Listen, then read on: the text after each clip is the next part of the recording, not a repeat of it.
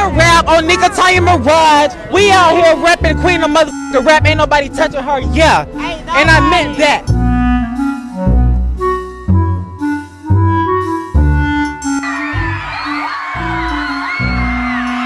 And Paul McCartney, if you are listening, Adrian from Brooklyn loves you with all her heart.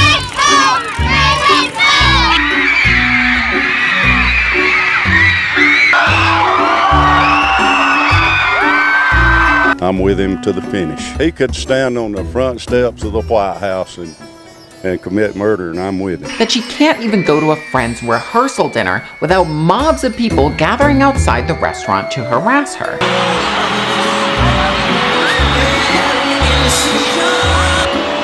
It's 3 hours late. Yeah. This is the last thing. Yes!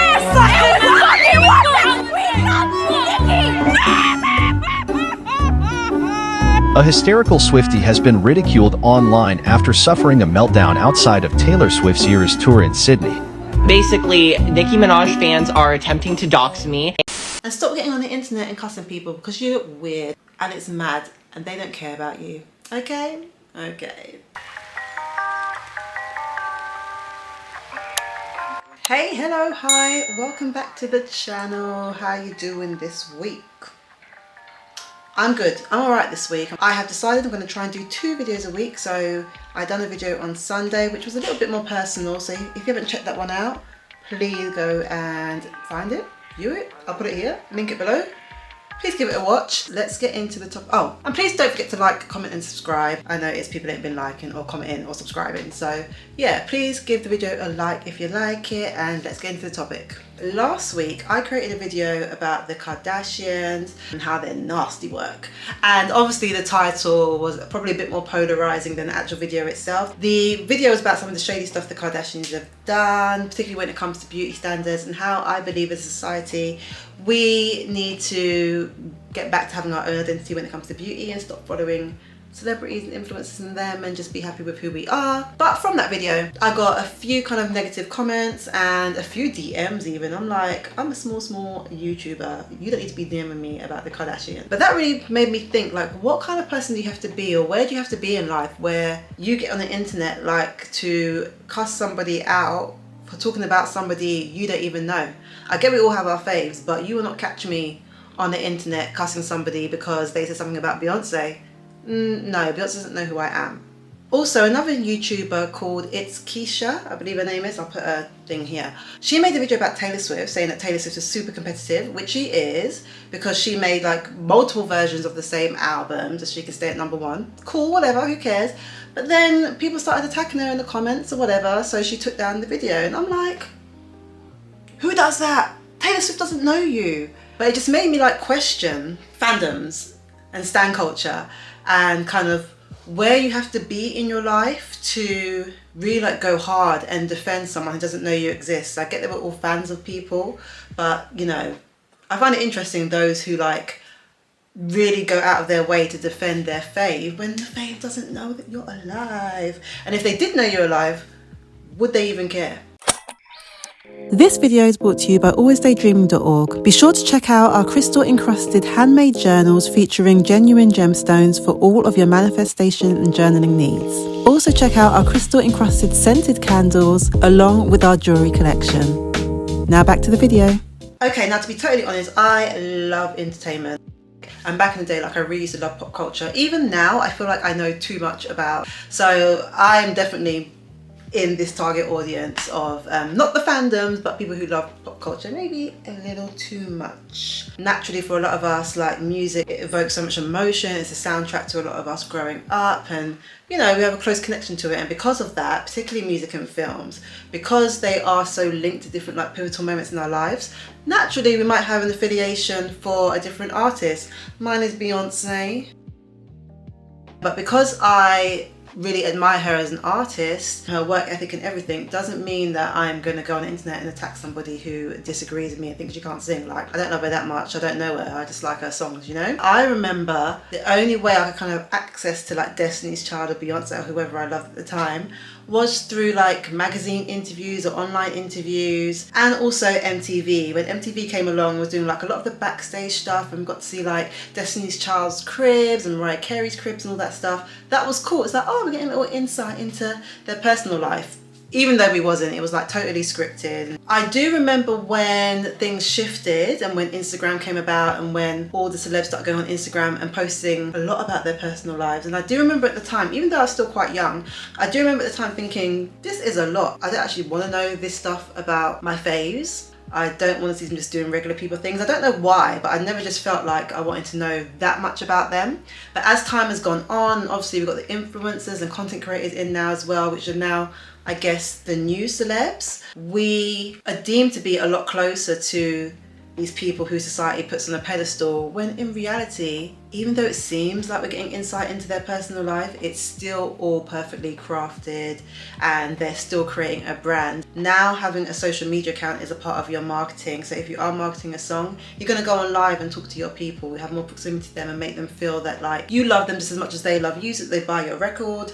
Rihanna and Katy Perry got big, like they got as big as they did because of social media. I feel like at some point the music became something that was on the back burner, even though they still have great tracks. It became something that was on the back burner and they were like really selling themselves as the brand. They were the product. I think it's interesting, a few years later, obviously Rihanna has her Fenty Beauty stuff and a lot of people buy into that because they still buy into the Rihanna brand. And whilst we still want her music, her brand is so solid that she's been able to make billions in a different avenue. That is interesting in terms of how celeb culture has changed. And this is why I think Beyonce still gets a lot of criticism, because I think she's tried to be a bit more open and be on social media and be like, oh, I love my fans, and have that and build that kind of relationship between her and her fans a bit more. But she's from the old school. I don't really feel like she wants to give us more than the music. I feel like she's forced to sometimes do like behind the scenes stuff, just so she can, like, I don't know, still stay relevant, and that's what people want these days. But I feel like she's still very old school and just wants to like give us the art and run away, which I actually prefer. And make no mistake, society has been enamored with celebrity since forever. The word fame is believed to have been coined around the Roman times, with some of the earliest known celebrities actually being politicians, philosophers and athletes. Notable celebrities at the time would have included Aristophanes, the playwright, the Olympian Leonidas of Rhodes, I think that's how you pronounce it, and Socrates, the philosopher. So the idea of celebrity isn't anything new. However, as we know, you had to have contributed something to society and possibly something positive to society for those to put you on the pedestal and to deem you as a star. I'm a star! In medieval times, the norm was for a celebrity to be deemed a celebrity after their death. But today, a celebrity is to be renowned for doing something within their lifetime and to be celebrated within the lifetime and after death. So of course, with the rise of social media, these parasocial relationships have become more predominant. Fans get to have a glimpse into the daily life of some of their faves, and it gives the impression that this is a two-way relationship, when in fact it's still only one way, and it still results in the person that's consuming the media, consuming the celebrity, to be fixated on their fave instead of themselves. While some parasocial relationships can be harmless, I'm sure we've seen and we've heard of those stans and fans who take things a little bit too far. Nikki ain't that bitch to fuck with. She ain't that bitch to fuck with. Don't even try.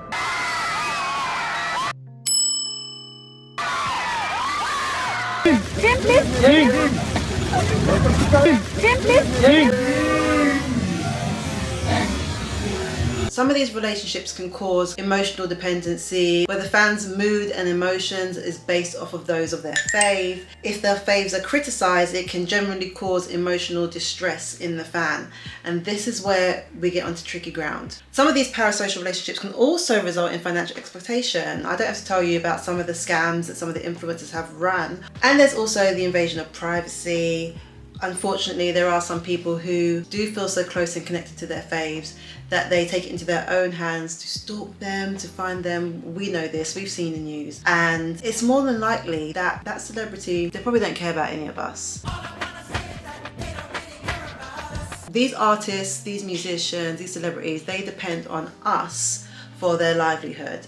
And if they are not in touch with their humanity, why are we so invested in them? They need the interest of us to be able to make their billions but they're disconnected from everything that makes them human. So all the fandoms that get online to defend whoever, to defend their faves, how about you put that same energy into your own life? I said earlier, I'm not as big on pop culture as I used to be, but I still feel like I know too much about what's going on because I watch all the channels, I watch all the tea channels and whatever. But at some point I have to look at myself and be like, what's that saying they say? Everybody's got the same 24 hours in the day as Beyonce. And just like, does Beyonce sit down and watch social media and other people's lives as much as I do, or as much as we do, or as much as her stans do? I don't believe so. I believe that their success stems from them focusing on themselves, which it does, because that's why they don't post about things happening around the world. They're focusing on themselves, on their crafts, and they're creating their own reality. And I feel like that's the lesson we should take from celebrities. And that's kind of what this whole channel is about. It's like using lessons from pop culture and implementing it into our own self-care journey and our own personal growth journey. How can we look at the behind the scenes of making a video, behind the scenes of creating a tour, looking at the work ethic and the drive that some of our faves had and implementing it into our own lives? Remember that you have the same 24 hours in a day as your fave, and if they're able to elevate themselves to a particular level where they have admirers and even you admire them, you can do the same. Use their success as a driving force for yourself and stop getting on the internet and cussing people because you look weird and it's mad and they don't care about you. Okay? Okay. And that is it for today's video. Hopefully it's a quick one. Please subscribe. Head over to alwaysdaydreaming.org to check out our journals and our crystal encrusted jewelry and our candles for all your manifestation needs. And if you haven't today, disconnect to reconnect. What I mean by that is, let's put down the phone for a bit, reconnect with yourself, and have a good rest of your week. I will see you on Sunday, hopefully for another video, or if not, next Wednesday. We'll see how it goes. But thank you so much for watching. Bye.